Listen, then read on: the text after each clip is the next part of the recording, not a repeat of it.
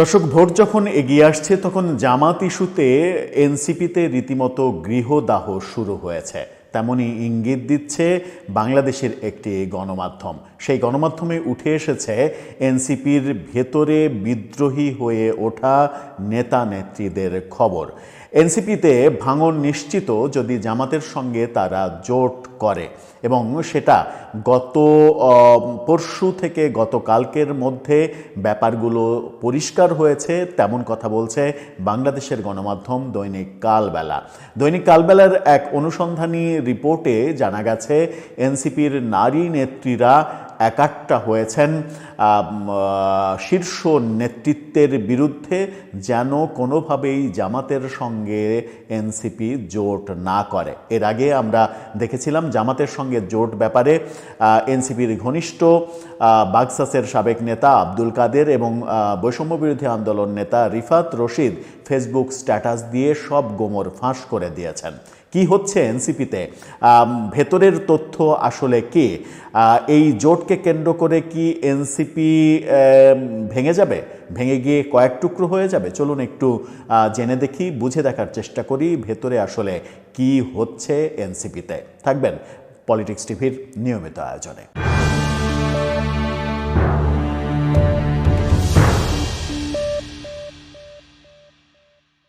দর্শক, বলছিলাম জামাত ইস্যুতে এনসিপিতে গৃহদাহ শুরু হয়েছে। এক পক্ষ চাইছে জামাতের সঙ্গে জোট করতে, আর এক পক্ষ একেবারে উঠে পড়ে লেগেছে কোনোভাবেই যেন জামাতের সঙ্গে জোট করা না হয়। যদি জামাতের সঙ্গে জোট করা হয় তাহলে তারা দল ছেড়ে দেবে, সেই ঘোষণাও দিয়েছেন।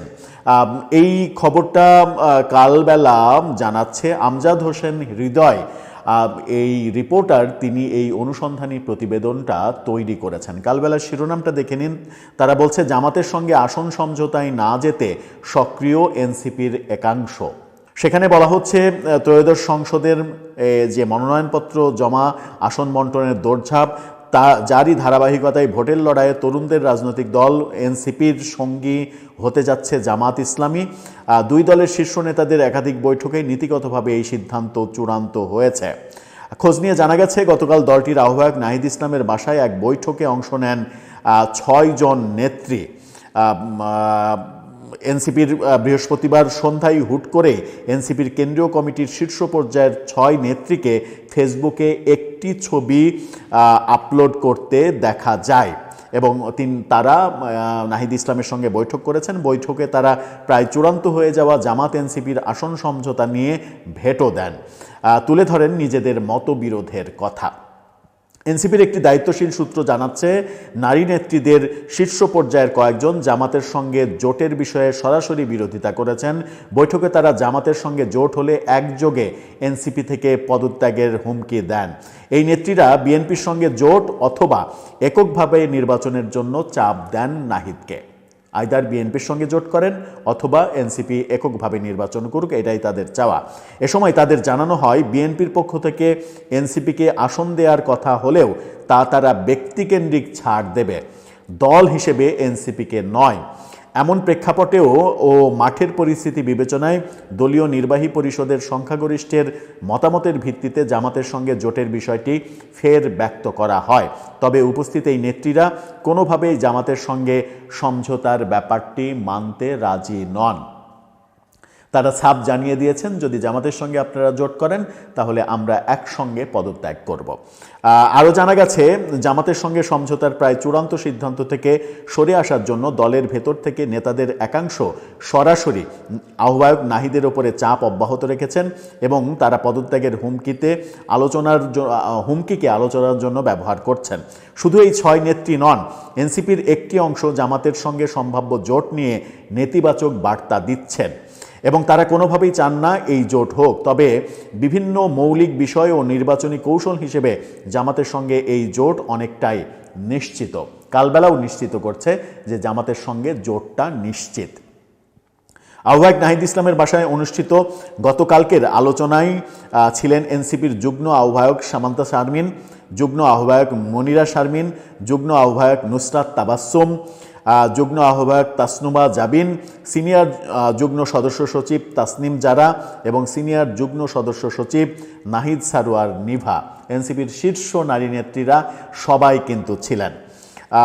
জোটের আলোচনায় শুধু তাসনিম জারার আসন প্রায় নিশ্চিত থাকলেও মনোনয়ন হারানোর সংখ্যায় তাসনুবা জাবিন ঢাকা 17 এবং নাহিদা সারোয়ার নিভা ঢাকা 12। এছাড়া নির্বাচনী মাঠ থেকে দূরে আছেন সামান্তা শারমিন, ঢাকা 13 আসন থেকে মনোনয়ন চেয়েছিলেন তিনি। অবশ্য গতকালের বৈঠকে উপস্থিত নুসরাত তাবাসসুম দলটির প্রাথমিক মনোনয়নই পাননি। বৈঠকের বিষয় নিশ্চিত করে এনসিপির যুগ্ম আহ্বায়ক মনিরা শারমিন কালবেলাকে বলেছেন, আমরা রাজনৈতিক লক্ষ্য, রাজনৈতিক লাইন আপ, আগামী নির্বাচন এবং জোট নিয়ে আহ্বায়কের সঙ্গে কথা বলেছে। এ ব্যাপারে জানতে চাইলে এনসিপির শীর্ষ পর্যায়ের এক নেতা কালবেলাকে বলেছেন, নেত্রীদের একটি অংশ চান না এই জোট হোক। এই নেতা আরও বলেছেন, আগামী নির্বাচন, নির্বাচনী কৌশল, সংস্কার, বিচার সহ নানা বিষয়ে জামাতের সঙ্গে একমত হয়েছে এনসিপির শীর্ষ নেতৃত্ব। এটা এখন পর্যন্ত চূড়ান্ত, শিগগিরই ঘোষণা আসবে। একটা অংশ এই জোট চাচ্ছে না, তবে সেটি খুব বড় নয়। বলা হচ্ছে যে সেই অংশটা বড় নয়, ছোট অংশ। এছাড়া দলের বৃহত্তর স্বার্থে আমাদের একটা গ্রুপ চাচ্ছে অন্তত 50 আসনে সমঝোতা হতে, আশা করি সেটি হবে। তার মানে তারা দাবি করছে যে জামাতের সঙ্গে এখনো 50 আসনে সমঝোতা তাদের হবে।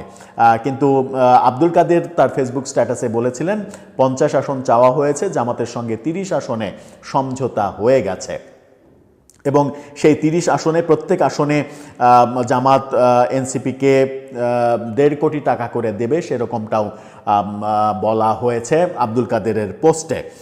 আব্দুল কাদেরের পোস্ট ব্যাপারে রিফাত রশিদ, আব্দুল কাদেরের পোস্ট, এই ব্যাপারগুলো যখন চাঞ্চল্যের সৃষ্টি করেছে তখন সবারই আসলে টনক নড়েছে আদতে হচ্ছে কি। এদিকে সারোয়ার তুষার তিনি বলেছেন, বিভিন্ন রাজনৈতিক এজেন্ডা নিয়ে এনসিপির অভ্যন্তরে ও বিভিন্ন দলের সঙ্গে আলোচনা চলছে, জামাতের সঙ্গেও হয়েছে, আমরা শিগগিরই আনুষ্ঠানিকভাবে জানাবো। 26 তারিখ চলে গেল, 27 তারিখ, 29 তারিখের মধ্যে নমিনেশন জমা দেওয়ার লাস্ট ডেট। আপনারা কবে জানাবেন, কিভাবে জানাবেন? ধারণা করা হচ্ছে 27 তারিখের মধ্যেই এই ঘোষণাটা আসবে এবং জামাতের সঙ্গে জোটের এই ঘোষণাটা আসলে কালবেলার তথ্য অনুযায়ী এনসিপিতে একটা বড় ভাঙন দেখা যাবে এবং সেই ক্ষেত্রে বিভিন্ন সূত্র এটাও বলছে জামাতের সঙ্গে জোটের কারণে আসিফ মাহমুদ সজীব ভুঁইয়া এবং মাহফুজ আলম তাদেরও এনসিপিতে যোগ দেওয়ার ব্যাপারটা অনিশ্চিত হয়ে পড়েছে। সেই ক্ষেত্রে ব্যাপারটা এরকমও হতে পারে যে এনসিপি তো এর আগেই একটা ক্ষুদ্র অংশ তৃণমূল এনসিপি নাম দিয়ে তারা ভাঙার ঘোষণা দিয়েছে, সেটা একটা ক্ষুদ্র অংশ, যদিও বড় অংশ না। কিন্তু এবার যেটা দেখা যাচ্ছে 6 জন শীর্ষ নারী নেতৃত্ব তারা সামনে এসেছেন এবং তাদের পেছনে নিশ্চিত করেই আরও অনেকেই রয়েছেন। তারা চাচ্ছেন না কোনোভাবেই জামাতের সঙ্গে জোট হোক এবং এনসিপি দক্ষিণপন্থার দল হিসেবে নিজেদের সংজ্ঞায়িত করার সুযোগ তৈরি করে দিক। সেই ক্ষেত্রে জামাতের সঙ্গে জোটের ঘোষণার সঙ্গে সঙ্গে আমরা এনসিপিতে একটা বড় পদত্যাগের ঘটনা দেখতে পারি, যেটা গতকালকেই শুরু হয়েছে। একজন যুগ্ম আহ্বায়ক পদত্যাগ করেছেন এই চলমান ঘটনার ব্যাপারে নিজের অস্বস্তির কথা জানিয়ে। দর্শক, সব মিলিয়ে আপনার কি মনে হচ্ছে, জামাতের সঙ্গে জোট করলে কি এনসিপি সত্যিই ভাঙনের মুখে পড়বে এবং নির্বাচনের আগে এই ভাঙন একটা বাজে বার্তা দেবে গোটা দেশকে? আপনার মতামত জানিয়ে লিখতে পারেন আমাদের কমেন্ট বক্সে।